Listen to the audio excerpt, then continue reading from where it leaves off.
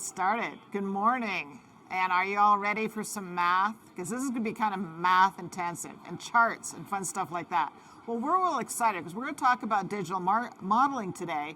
And this was one of, as far as we know, one of the first independent studies that correlated to yield. And it actually took us a bit. We don't gather yield ourselves. We monitor all the different things below the soil, including what's happening with the crop. But we don't get yield. So what we did is, as we all know, growers are notoriously shy about sharing their yield data. So we came up with some ways to say, look, you don't have to tell us exactly. Give us a yield score on just a 5-point scale, from it was terrible to it was excellent. And that gave us an ability to start tying the data together. But then we had other challenges, which was, well, we had corn in all kinds of different regions and different kinds of corn. So the next thing we did was we said, okay, well, let's see if we can normalize that. So we aligned it on GDD, which is growing degree day. Overall, we ended up with just under 1,000 cornfields, and about a third, interestingly enough, data-wise, about a third were in Texas High Plains, about a third were in Nebraska, and the rest of them, the other third thereabouts, was everywhere else. So, because the question we always get is, okay, my corn is different because I'm in a different region. So your chart can't possibly be right? Shouldn't it be different for the region? And so that was one of the questions that we really wanted to answer. So to do that, what I wanted to do is talk a moment about the yield efficiency score. So our yes score is what I call, as a marketer, how we kind of gamify telling the grower to stay in the green band. So we say, look, you'll get an 850, which is the top end of the score. Bottom end is 350. If you're staying in the green band, like this grower did, then you're going to get a high score. If you fall down here, you start to lose points. If you get down here below the green band, and if you come all the way down here to the refill point, your corn is pretty much dead. So, you should have been paying attention to the alerts, or you had a really bad season. But if you're irrigating, and most of our growers are irrigating, so, the caveat is this is irrigated corn, then you're going to be watching here. So I know I'm standing in front of the screen, but some of the things that the grower can see is when are the roots coming in. So up to here, here's V8, here's tassel. I know that's really tiny, I'm sorry.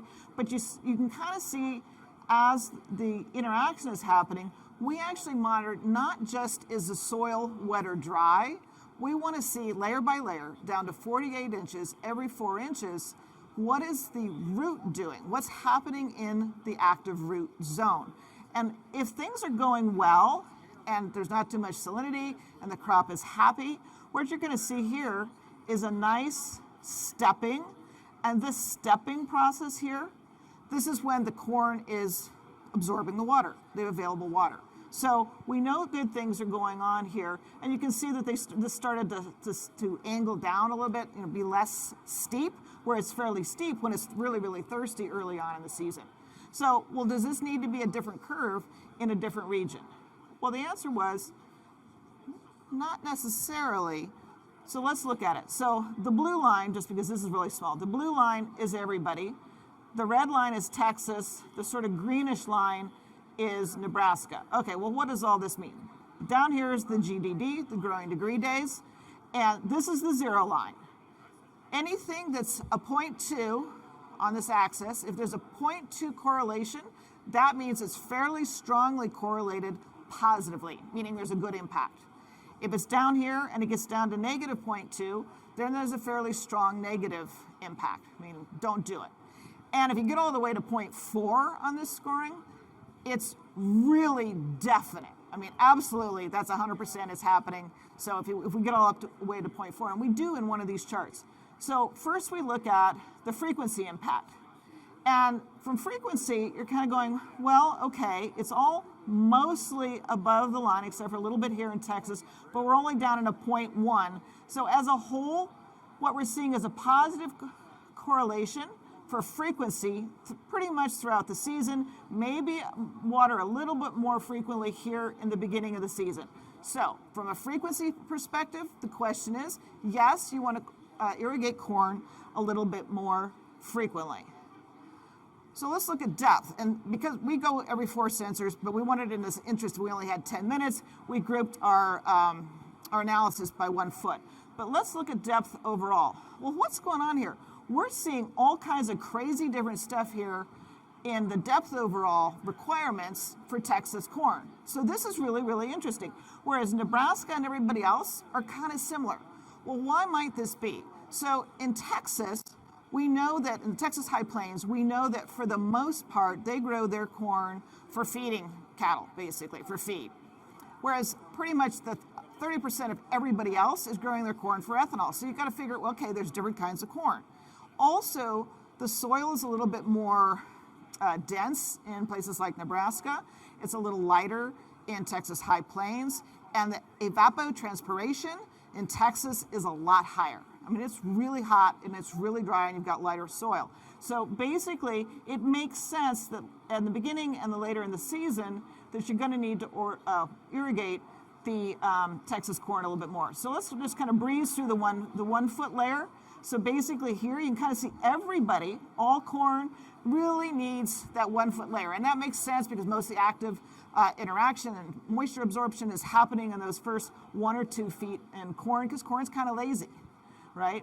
But as we go down to 2 feet, we're going to see, wow, look, Nebraska and everybody else is kind of the same. There's a positive impact, but we're up to 0.3 correlation for, you should irrigate your Texas corn down to 2 feet.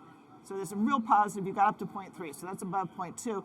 But interestingly enough, there's a little bit like, don't irrigate your corn too deep early in the season. Well, that kind of makes sense, right? Your roots aren't there, and you don't want to create a soggy kind of place. That's my non-technical word, soggy, sorry. So it gets even more extreme if you look at 3 feet different. So we have an extreme difference here. So we're pretty much at the neutral line for everybody else, but here we're at 0.25. I know that's really small, but here at 3 feet, Texas corn definitely wants deep irrigation all the way to 3 feet, which is really interesting. And that was surprising. I mean, we had no idea what we were going to see when we did this. And so it became really, really interesting when we started to parse this out by location. And then 4 feet, you kind of see that it, again, we know corn is lazy, but in Texas, again, the chart changes. So this is still only a 0.15 correlation. So by then, you're really not having to go as deep from a deep requirement. So I think we still have a little bit of time left. I want to spend a moment on salinity. And salinity is one of those things where we've been hearing there's certain university research that says, corn doesn't mind a little bit of salinity. It can take a little bit of poor water. Well, we didn't see that at all. So that was absolutely busted. I hope I don't knock this over. We did see it's below the line. So this is still only 0.15, so it's not dramatic. But this is below the line, which means there's a negative correlation. None of the corn wanted to have salinity at 1 foot. And it gets a little bit more evident at 2 feet, definitely.